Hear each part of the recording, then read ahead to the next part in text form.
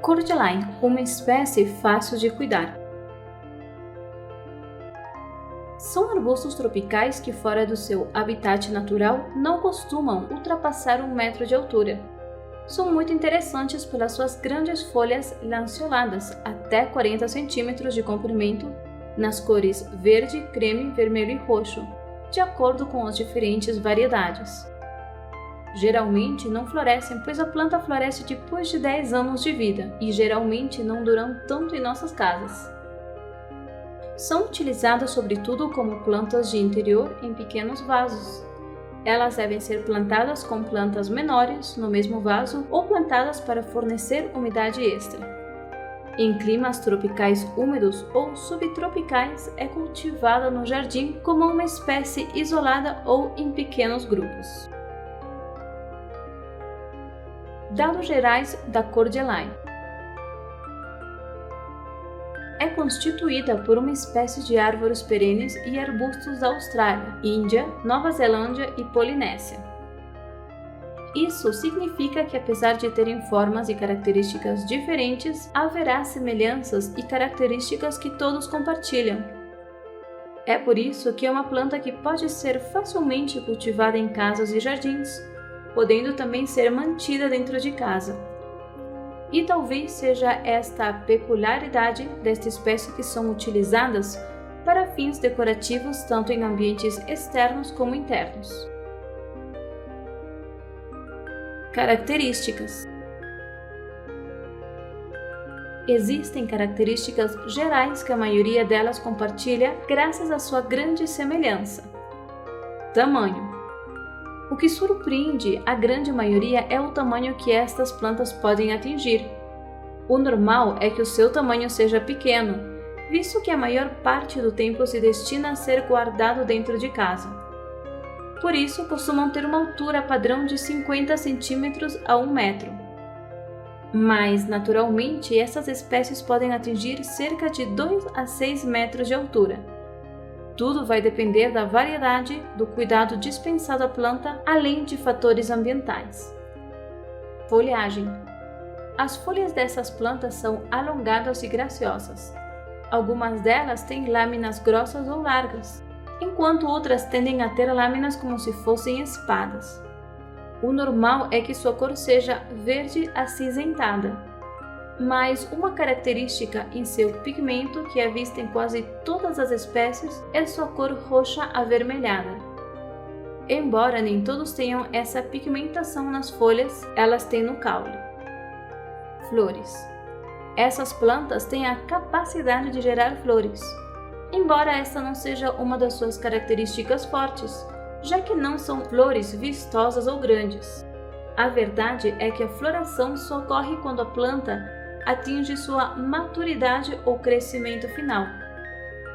O normal é que sejam brancas, embora haja ocasiões e espécies cujas flores sejam de cor cremosa, e a floração de cada uma das variantes ocorra no verão ou na primavera. Por outro lado, é preciso saber que algumas das espécies deste grupo de plantas possuem flores cujo perfume é muito agradável ao olfato. Assim que florescem, transformam-se em bagas. A planta produz flores quando está ao ar livre, embora isso não elimine a possibilidade de florescer mesmo quando mantida dentro de casa. Quando a planta é mantida do lado de fora, tende a ser propensa a certas pragas.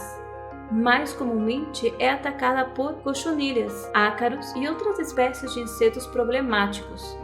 Da mesma forma, tanto a planta quanto as flores são propensas a doenças bacterianas, bem como a danos causados por fungos. Solo ou substrato. No caso da Cordyline australis, requer um solo muito bem drenado e com um certo nível de fertilidade. Esta e como outras variantes podem prosperar em locais semi-sombreados ou sob luz solar direta.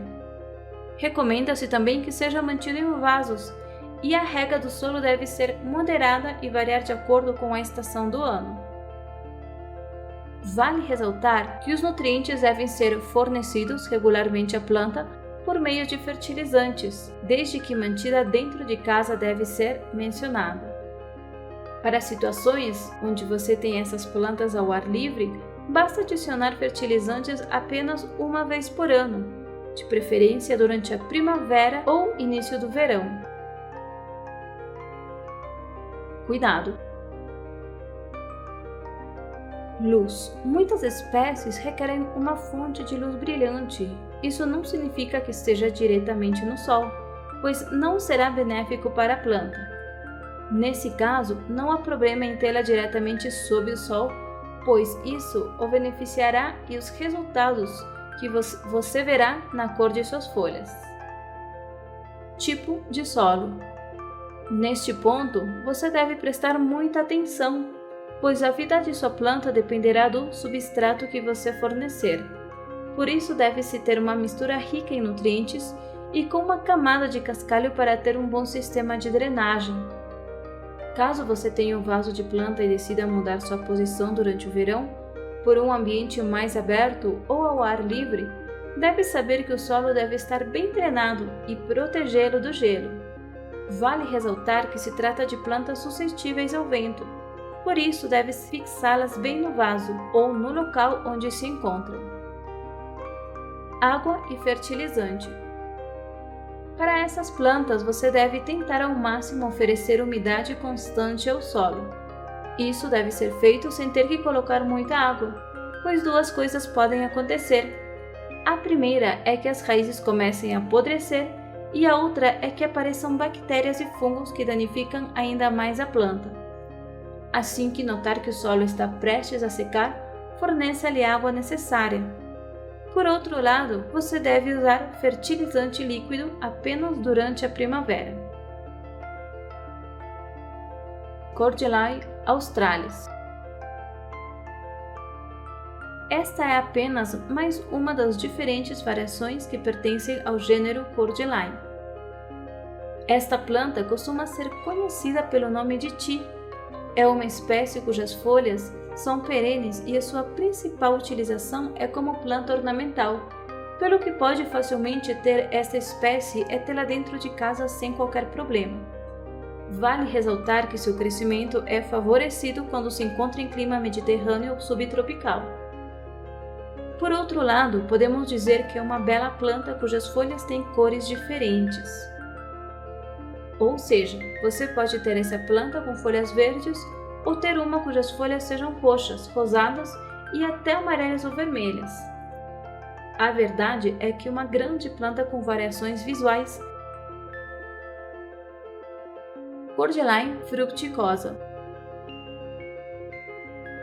As folhas rosa-vermelhas vivas da Cordyceps fruticosa fazem uma declaração atraente em qualquer casa ou jardim. Este arbusto tropical tem uma faixa de robustez limitada nas zonas 10 e 12 do Departamento de Agricultura dos Estados Unidos da América. Isso significa que normalmente pode ser cultivada como planta de casa, desde que haja climas temperados. Embora prospere em alta umidade, a irrigação pode causar doenças nas folhas. No entanto, a queda das folhas maduras é um processo natural à medida que a planta envelhece.